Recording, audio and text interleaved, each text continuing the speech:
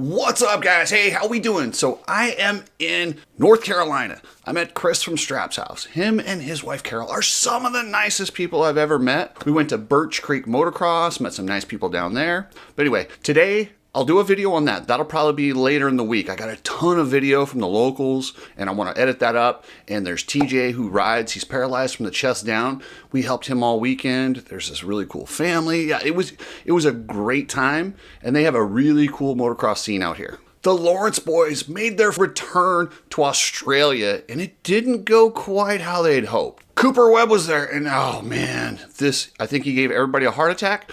I think well, I'll have an update for you in just a second on his condition, but man, right off the bat, it looked really bad the way he was holding his arm and walking. If you guys have not tried Nano-Xtreme, I strongly recommend it. Check out this testimonial from this gentleman here. Out on my run today, just wanting to say that Nano-X is the reason why I'm out here. He's been going to PT for some foot pain that he's been having. He told me normally it's around a 7 out of 10.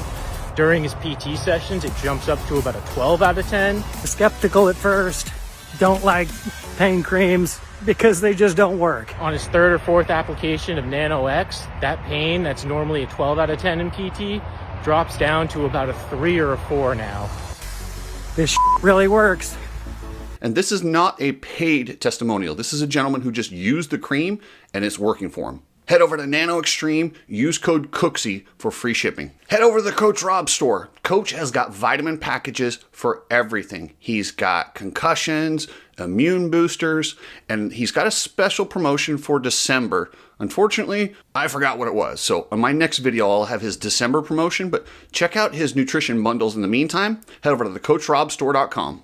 You need people like me so you can point your fucking fingers and say, that's the bad guy. So I love preseason racing. Preseason racing is some of the most fun. You find out who's ready, who looks good, who are we going to be watching for in Anaheim. But the big fear when you let these big names like Cooper Webb, Eli Tomac, Ken Roczen, the Lawrence brothers, when you have them go race in a competitive event like the AUS-X Open, you run the risk of getting them hurt. I don't think it's much more than a regular day at the practice track. And I think the gate drops and the experience they get racing head to head, I think it's more valuable. So if I'm a team, I would always let my guys do preseason races to get ready for Anaheim 1. I wouldn't hold them out and wait till Anaheim 1. I think the benefit outweighs the risk. There's risks at the practice track too. These guys push very, very hard at those practice tracks and they try to simulate races. This is a true race, so it doesn't have to be simulated. And the guys get a nice chunk of change to go over there. So while the big fear is something could happen like what happened to Cooper Webb, I think the benefit outweighs the risk. And now for Cooper Webb, luckily, he put on his Instagram that he is banged up, he has a bad case of whiplash, but he'll be okay. I'm a little bit suspect of that. I saw the way he was holding that arm. Cooper Webb's been known to not tell us everything about the injuries, nor should he have to, but the way he held his arm, I would be shocked if there wasn't something else to it. Whatever it is, I sure hope he's 100%, and I hope this doesn't affect his offseason or preseason training heading into Anaheim 1, because that would be such a bummer. And I don't want to see guys stop doing preseason races, because like I said, the benefit outweighs the risk. But that is the risk, what happened to Cooper Webb. So that's 2 preseason races for Jett Lawrence and 0 wins. He looked amazing in Paris. He won everything except for the one where he ran into the lapper. His propensity to make big mistakes, like last year, which kept the other guys in the championship till the very end, it's still there. And I don't see that changing in 2025. He's going to have some guys just ready to go. Hopefully Cooper Webb. You got Eli Tomac and Chase Sexton. These are the 3 that are really going to be the biggest threat to Jett Lawrence in his championship, because now he's the defending champion. There's no expectation, as there wasn't last year, that he does anything but win. 100%. I say he won't go undefeated, but who knows? The kid's a freak of nature and he might just come out and go undefeated. I don't see that happening. I see him winning the most races and making some big mistakes, but he's shown a maturity to be able to get through those races and still score some points. I did speak with some Australian fans, and they were disappointed that Jett didn't come out in that third main, because they said he was okay, but his bike was damaged. And what I have to explain to these guys is when they go to an off-season race, they don't bring the same amount of parts that they would at Anaheim 1 or some of these other races that really matter to the factories. They show up with just what they need, and if there is a huge bike crash like that where it smashes up everything, rather than just throw it together and ride something that's not perfect, well, I mean, there's not a lot on the line and there's a lot to lose. So I understand why he sat out. Sorry to the Australian fans.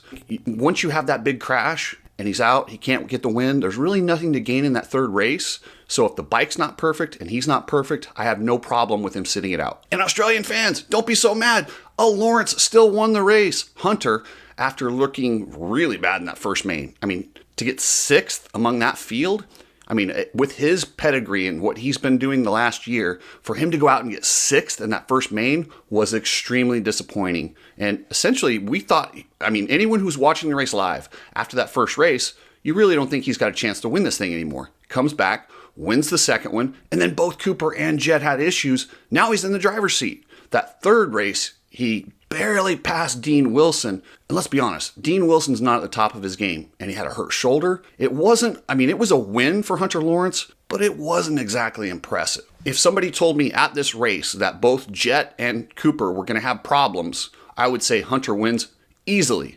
But he still didn't win easily. But he did get it done. So bottom line, he got the win.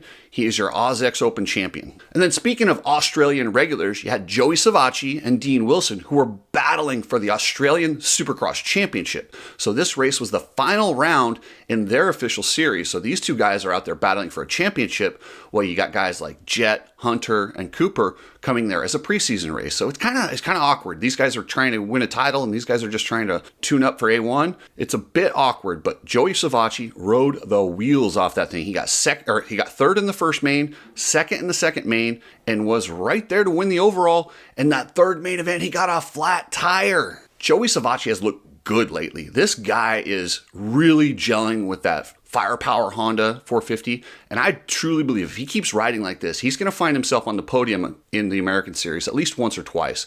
There will be a night when he's running third or fourth and one of the front guys has an accident and he gets onto the podium. That's just Supercross. And if he can keep this intensity and this momentum, man, I'm really excited to see what Joey can do in the United States.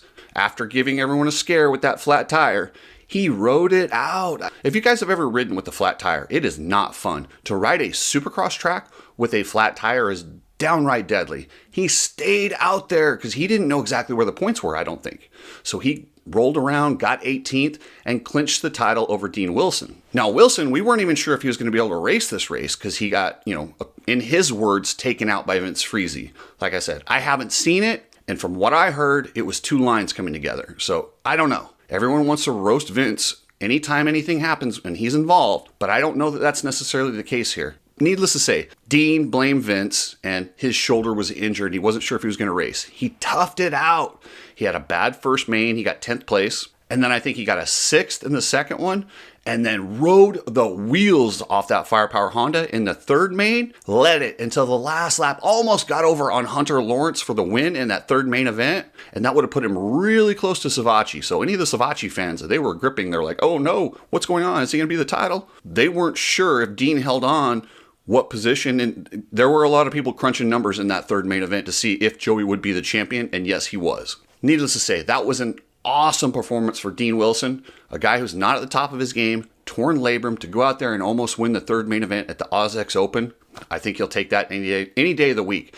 I hope he's healthy enough to ride World Supercross on Wednesday in Abu Dhabi. Yeah, I said that right, Wednesday. So these guys that are riding the Australian Supercross Series or the AUS-X Open and going to World Supercross, now they go to Abu Dhabi. They'll race there on Wednesday. And actually the MCR guys, they didn't race this race, but they will be in Abu Dhabi on Wednesday. Then they're going to the Arena Cross in Boise, Idaho on Friday and Saturday. The schedule's crazy. These guys take these races, pay a lot of money for these teams and riders. They're very important. So they're going to get there and they're going to do their best. Check out Epic Garage Designs. Travis is a motocross enthusiast and he has some of the coolest garage designs, cabinets, slat wall, anything that you need to make your garage look badass. Check out epicgaragedesigns.com. Check out Ride Strapped. Chris, I've been with Chris this whole weekend. What a great guy. We went to Birch Creek Motocross in Virginia, which is about an hour and a half from where we're at here in North Carolina. This track was amazing. Like I said, I'll have a video on that later this week featuring TJ, who we helped out, and some other families that I met, and just the local scene out here. This is a very cool scene for motocross. And if you live in this area, I strongly recommend you head over to Birch Creek. And if you need some goggles, hit up Ride Strapped. Check out ridestrapped.com. Get your goggles, shirts, or whatever else you need. If you're shipping anything, use Precision Transport. This is a family-owned company that puts extra emphasis on customer service and pricing. So they do a really good job on both of those categories, and they'll get your stuff where it needs to go. Hit up pretransport.com and they will take care of you. In the 250 class at the AUS-X Open, Shane McElrath won all 3 main events and dominated. I mean, it is really hard with these short main events to win all 3 and go 1-1-1 to become the Australian champion. He's ridden the whole series over there. He's riding World Supercross. This dude looks rejuvenated. He is a 250 specialist. And I would love to see him on that Firepower Honda in the United States. He would be a podium and possibly a title threat on either coast, but due to some archaic rule. So a few years ago, they changed the 250 class in the United States. They said, okay, you know what? No more of this pointing guys out of the class. If you win the championship, you get 1 year to defend it, and then you're out. And if you win the championship in your first 2 years, you get like 2 more. Nobody gets kicked out of the 250 class unless they're a champion. Well, Shane got kicked out, and he wasn't a champion. So why are they holding him to the old rule? It seems like, okay, so if somebody's in jail for a crime, and then we change the law and make that crime legal, they let him out of jail, right? So why are they holding Shane to this? It's ridiculous. Him and Savatgy should both be able to ride a 250 in the United States. I really hope they open their eyes and stop holding them to this stupid archaic rule or whatever reason they had for letting guys point out of the 250 class. You've changed the rule, so you've admitted it needed fixing. So why punish the guys who were punished by that stupid rule? Let Shane ride the 250 class in the United States. Canadian Cole Thompson also won a Firepower Honda. He was clearly the second best guy in this series. He rode hard, he kept Shane honest, but he just ended up second overall. But great job for the Canadian Cole Thompson. You know, him and Shane are both a little bit on the older side, and riding the 250 class is no joke. The intensity level in that 250 class with all those young Australians, and there were some fast young Australians that were really going after them. They held their own. Hey, the Kings are still Kings for now, but there are some Australian kids that are coming. Ryder Kingsford, that dude's fast. And speaking of that whole Firepower team, Yariv and those guys, they have something special over there. Everybody around that team, the mechanics, the riders, everybody seems happy. They really work together as a unit, and I think Yariv has really got the right people in there to really grow that thing. You're going to see some results. You're already seeing results.